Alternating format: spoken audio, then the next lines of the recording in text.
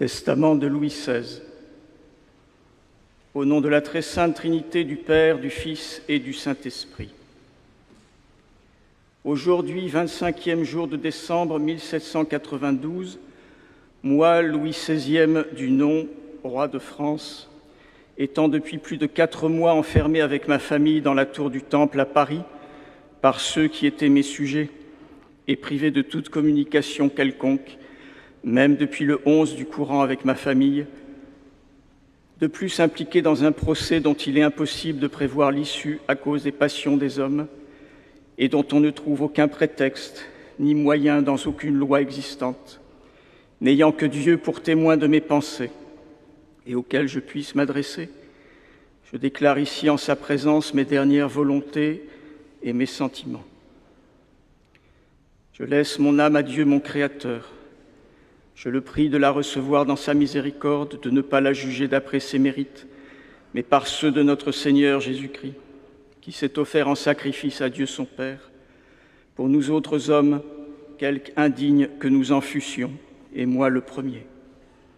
Je meurs dans l'union de notre Sainte Mère, l'Église catholique, apostolique et romaine, qui tient ses pouvoirs par une succession non interrompue de Saint Pierre, auquel Jésus-Christ les avait confiés.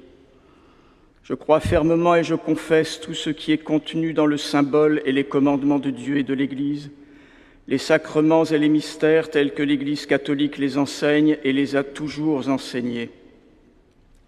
Je n'ai jamais prétendu me rendre juge dans les différentes manières d'expliquer les dogmes qui déchirent l'Église de Jésus-Christ, mais je m'en suis rapporté et rapporterai toujours, si Dieu m'accorde vie, aux décisions que les supérieurs ecclésiastiques, unis à la Sainte Église catholique, donnent et donneront conformément à la discipline de l'Église suivie depuis Jésus-Christ.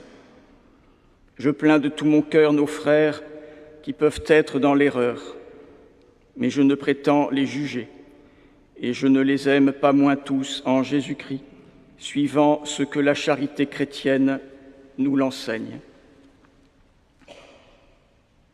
Je prie Dieu de me pardonner tous mes péchés. J'ai cherché à les connaître scrupuleusement, à les détester et à m'humilier en sa présence. Ne pouvant me servir du ministère d'un prêtre catholique, je prie Dieu de recevoir la confession que je lui en ai faite et surtout le repentir profond que j'ai d'avoir mis mon nom, quoique cela fût contre ma volonté, à des actes qui peuvent être contraires à la discipline et à la croyance de l'Église catholique, à laquelle je suis toujours resté sincèrement uni de cœur.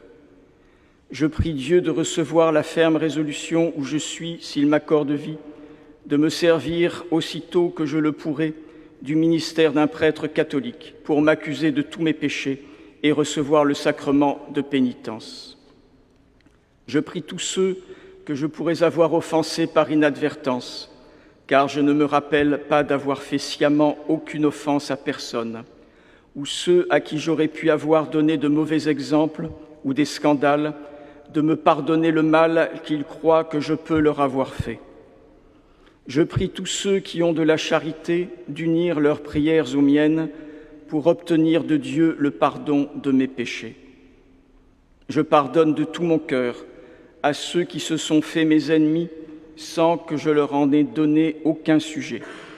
Et je prie Dieu de leur pardonner, de même que ceux qui, par un faux zèle ou par un zèle mal entendu, m'ont fait beaucoup de mal. Je recommande à Dieu ma femme, mes enfants, ma sœur, mes tantes, mes frères et tous ceux qui me sont attachés par les liens du sang ou par quelque autre manière que ce puisse être.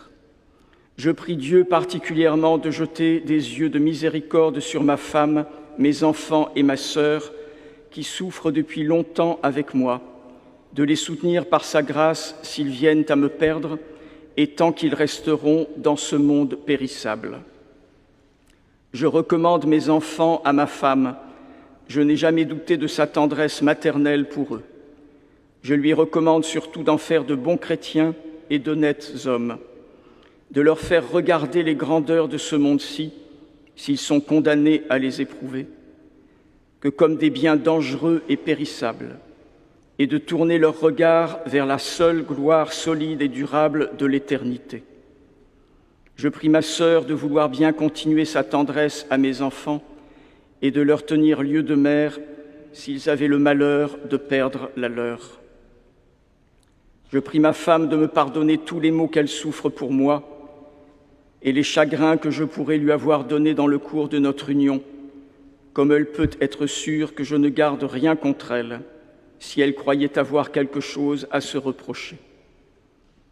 Je recommande bien vivement à mes enfants, après ce qu'ils doivent à Dieu, qui doit marcher avant tout, de rester toujours unis entre eux, soumis et obéissants à leur mère, et reconnaissants de tous les soins et les peines qu'elle se donne pour eux, et en mémoire de moi. Je les prie de regarder ma sœur comme une seconde mère. Je recommande à mon fils, s'il avait le malheur de devenir roi, de songer qu'il se doit tout entier au bonheur de ses concitoyens, qu'il doit oublier toute haine et tout ressentiment, et nommément tout ce qui a rapport au malheur et au chagrin que j'éprouve. Qu'il ne peut faire le bonheur des peuples qu'en régnant suivant les lois, mais en même temps qu'un roi ne peut les faire respecter et faire le bien qui est dans son cœur, qu'autant qu'il a l'autorité nécessaire et qu'autrement, étant lié dans ses opérations et n'inspirant point de respect, il est plus nuisible qu'utile. Je recommande à mon fils d'avoir soin de toutes les personnes qui m'étaient attachées, autant que les circonstances où il se trouvera lui en donneront les facultés, de songer que c'est une dette sacrée que j'ai contractée envers les enfants ou les parents de ceux qui ont péri pour moi, et ensuite de ceux qui sont malheureux pour moi. Je sais qu'il y a plusieurs personnes de celles qui m'étaient attachées qui ne se sont pas conduites envers moi comme elles devaient et qui ont même montré de l'ingratitude, mais je leur pardonne. Souvent, dans les moments de trouble et d'effervescence, on n'est pas maître de soi. Et je prie mon fils, s'il en trouve l'occasion, de ne songer qu'à leur malheur. Je voudrais pouvoir témoigner ici ma reconnaissance à ceux qui m'ont montré un véritable attachement et désintéressé. D'un côté, si j'étais sensiblement touché de l'ingratitude et de la déloyauté de gens à qui je n'avais jamais témoigné que des bontés, à eux, à leurs parents ou amis, de l'autre, j'ai eu de la consolation à voir l'attachement et l'intérêt gratuit que beaucoup de personnes m'ont montré. Je les prie d'en recevoir tous mes remerciements. Dans la situation où sont encore les choses, je craindrais de les compromettre si je parlais plus explicitement. Mais je recommande spécialement à mon fils de chercher les occasions de pouvoir les reconnaître. Je croirais calomnier cependant les sentiments de la nation si je ne recommandais ouvertement à mon fils, messieurs de Chamilly et Hue, que leur véritable attachement pour moi avait porté à s'enfermer avec moi dans ce triste séjour et qui ont pensé en être les malheureuses victimes. Je lui recommande aussi Cléry, des soins duquel j'ai eu tout lieu de me louer depuis qu'elle est avec moi.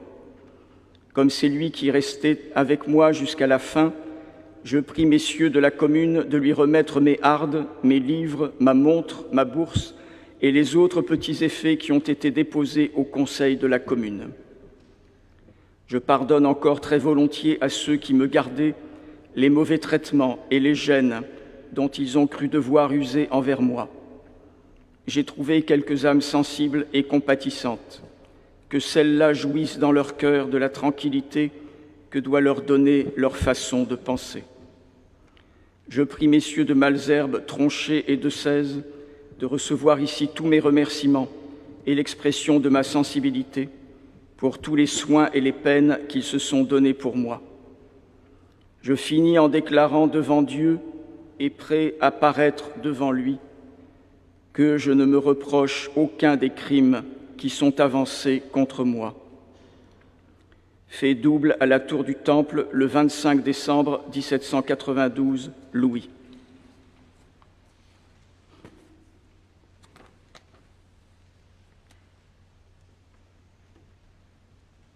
Au nom du Père et du Fils et du Saint-Esprit, ainsi soit-il. Mes chers frères, Plus les années qui nous séparent de l'exécution criminelle de Louis XVI s'accumulent, plus se fortifie sous nos yeux le programme révolutionnaire qui mit à bas l'autel et le trône, qui détruisit avec rage et systématiquement les symboles et les traditions de notre pays chrétien. La terreur ne s'est jamais aussi bien portée. Les derniers jours, les dernières heures d'un condamné sont d'une densité à nulle autre pareille. Ne revenons pas cette fois sur des détails que chacun d'entre nous connaît et qui provoquent en nos cœurs une émotion toujours vivace. Qu'en fut-il en revanche de la dernière nuit de notre roi et des pensées qui l'habitèrent durant ce matin tragique, alors qu'il était emmené vers l'échafaud à travers les rues enneigées de Paris? Nul ne peut percer les secrets d'une vie intérieure qui n'appartient qu'à Dieu. Nous savons qu'il dormit de minuit et demi à 5 heures. Il rendit le dernier soupir 5 heures plus tard. Louis XVI fut toujours un homme de méditation et de contemplation, ceci depuis son enfance. Se souvint-il alors de cette dernière, durant laquelle il ne trouva guère de bonheur que dans l'étude et l'éveil d'une intelligence curieuse de tout? En fait, comme tout prince, et encore plus comme tout dauphin, il ne fut jamais vraiment un enfant, écrasé par l'étiquette et mal aimé par rapport à ses frères. Il apprit très jeune à ne point se plaindre, et ses précepteurs laïques et religieux ne le gratifièrent jamais d'une éducation libérale. Alors qu'il n'est point encore l'héritier, mais seulement le duc de Berry, il est la dernière roue du carrosse. Il est d'usage de dire à cette époque: on s'extasie sur le duc de Bourgogne, on gâte le comte de Provence et on pourvoit aux besoins du duc de Berry. Dans sa cellule du Temple, en ces dernières heures, dans son royaume terrestre, se revoit-il ainsi à la cour, à Versailles? Entend-il encore l'enseignement qui lui a été donné, dont un manuscrit garde la trace? Je cite: « Un prince est véritablement l'image de Dieu lorsqu'il est juste et qu'il ne règne que pour faire régner la vertu. Le prince est établi de Dieu pour être aux autres hommes le modèle de toutes les vertus. Vous êtes absolument égal par la nature aux autres hommes, et par conséquent vous devez être sensible à tous les maux et à toutes les misères de l'humanité. Un prince ne doit se divertir et s'amuser qu'après s'être exactement acquitté de ses devoirs, et seulement le temps nécessaire pour délasser l'esprit, fortifier le corps et entretenir la santé. Fils de Saint Louis, soyez semblable à votre Père, imitez sa foi, son zèle pour la religion, soyez saint, juste et bon comme lui. Un trône est inébranlable lorsqu'il a pour fondement la raison et la justice, qu'on punit tout ce qui est mal et que l'on récompense tout ce qui est bien. » Fin de citation. Il avait compris ainsi, dès ses jeunes années, que sa vie ne lui appartenait pas et qu'il devait se laisser façonner, y compris dans ses habitudes et dans les actions les plus ordinaires du quotidien, par un modèle indélébile dont la source était le ciel et dont les racines plongeaient dans l'héritage très chrétien de la couronne. Ceci est imprimé dans son âme, et nul doute qu'il se pencha en ces dernières heures sur son obéissance, sur sa soumission au caractère inscrit en lui à jamais par le sacre de Reims, préparé par toutes ces années de formation quasi ascétique à la mission de roi. Louis XVI se souvient aussi de tous les entretiens rédigés dans son enfance par M. de la Vauguyon, lorsqu'il a 9 ans et servant de canevas à sa formation morale et politique, comme ses textes extraordinaires sur la piété, la bonté, la justice et la fermeté. Je cite : « Voulez-vous être pieux ? Étudiez la loi naturelle, cette loi sainte gravée dans tous les cœurs par la main de Dieu même. Comprenez toute l'étendue des devoirs qu'elle vous impose et de ceux qui y ajoutent la loi révélée. La bonté exige de vous de la sensibilité pour tous les hommes, de la clémence pour les coupables, de la compassion et de la générosité pour les malheureux, de la reconnaissance pour ceux qui vous sont particulièrement attachés, de la tendresse pour vos amis, de la politesse pour tous ceux qui vous entourent. En un mot, la bonté exige de vous que vous fassiez le bien de la société en général et celui même de chaque particulier.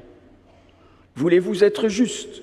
Regardez vos sujets avec des yeux de père, traitez-les comme vos propres enfants, éloignez pour jamais de votre cour les flatteurs, aimez la vérité. Et élément essentiel, la fermeté est pour tous les hommes, et particulièrement pour les princes, une vertu si absolument nécessaire que sans elle, toutes les autres ne sont rien. En effet, quelque pieux, quelque bon, quelque juste que vous soyez, si vous n'êtes ferme, vous ne saisirez aucun principe, vos meilleures dispositions n'auront aucun effet. Né vertueux sans l'être réellement, vous souffrirez que le vice triomphe et ose opprimer le mérite et l'innocence. » Fin de citation. En cette nuit glaciale du 20 janvier 1793, le roi humilié et abandonné, isolé du reste de sa famille à la prochaine tragique destinée, pense peut-être à ce qui fut sa seule faiblesse, le manque de fermeté. Faiblesse signant sa chute, mais le couronnant de grandeur plus que celle du sacre. Peut-être s'est-il confié à ce sujet à son confesseur, qui l'entendit longuement, avant que le roi ne reposât son esprit dans un court sommeil. Dieu parle dans les songes des justes, comme nous le rapportent en maintes occasions les Saintes Écritures. En fut-il ainsi pour le fils de Saint Louis ? Dieu ne manque pas d'accorder les grâces et les consolations nécessaires pour affronter l'épreuve et pour entrer dans une bonne mort. Quelle paix enveloppa Louis XVI lorsque, l'âme purifiée par cette ultime confession, il trouva la force de s'endormir. Nous possédons le texte des réflexions mises sur le papier par le jeune prince âgé d'une dizaine d'années. Le contenu est d'une maturité époustouflante et d'une constante profondeur humaine et spirituelle, comme ce commentaire composé à la demande de son père, Louis de France. Je cite : « Un roi n'est digne de régner qu'autant qu'il fait la fonction de Dieu sur la terre. Telle est l'étendue de ses obligations. Aussi le seul homme capable de rendre ses peuples heureux est celui qui n'accepte la royauté que pour l'amour d'eux, et dont le but en gouvernant est de ne jamais vouloir l'autorité et la grandeur pour lui, et de préférer toujours le salut de son royaume à sa tranquillité et à son bonheur. » Fin de citation. Un enfant de 10 ans. Peut-on imaginer qu'un archange ait tenu compagnie au roi durant son repos, calmant une angoisse légitime, séchant ses larmes et proclamant qu'il avait dignement rempli son contrat en ne cherchant pas à sauver sa vie, mais en acceptant de la sacrifier pour ses peuples et son royaume? Cléry rapporte dans son journal du Temple ces paroles du roi le 20 janvier 1793. « Je voudrais que ma mort fît le bonheur des Français et pût écarter les malheurs que je prévois. » Et quelques heures plus tard, sur l'échafaud, tandis qu'il était lié à la planche de la guillotine, il déclara paisiblement ces mots rapporté par le bourreau Samson, je voudrais que mon sang puisse cimenter le bonheur des Français. Aura-t-il reçu des lumières et des révélations particulières sur l'avenir de la France au cours de son sommeil si bref? Mes chers frères, l'état actuel de notre pays, privé de son roi, privé de Dieu, privé de morale même naturelle, ennemi y compris de l'homme, créature de Dieu, montre bien que la mort du roi fut un acte diabolique, répétition humaine de la condamnation de notre Seigneur. Oportet unum mori pro populo. Il faut qu'un seul meure pour le peuple. Robespierre n'avait-il pas déclaré, lors du procès inique, tout en prétendant être un opposant à la peine de mort, je cite, « Mais Louis doit mourir parce qu'il faut que la patrie vive. » Hélas, la patrie dont il parle n'est point la France, et les valeurs de la République ne sont point celles de la foi chrétienne. Aucune conciliation n'est possible, sauf à s'acoquiner avec le malin, comme nous ne cessons de le faire depuis plus de 2 siècles, jusqu'à atteindre aujourd'hui une asphyxie, signe avant-coureur du néant. Plût au ciel que Louis ait peut-être bénéficié, durant son repos, de lumière au sujet du royaume qu'il allait remettre en tant que simple lieutenant du Christ entre les mains du grand capitaine. Il aurait pu faire sienne cette émouvante dédicace de Georges Bernanos à son ami Jacques-Valéry Radeau. « Quand je serai mort, dites au doux royaume de la terre que je l'aimais plus que je n'ai osé dire. » Louis XVI est mort pour la France et par la France. Nous pourrions dire de cette trahison ce qui est aussi valable au sujet de tout lien fidèle à l'Église. La pire douleur n'est point de souffrir pour l'Église, mais de souffrir par l'Église. Parmi tous nos rois, certains admirables, d'autres moins dignes de leur métier, Louis XVI fut un de ceux qui aima le plus ceux qui lui avaient été confiés par le divin maître de la vigne.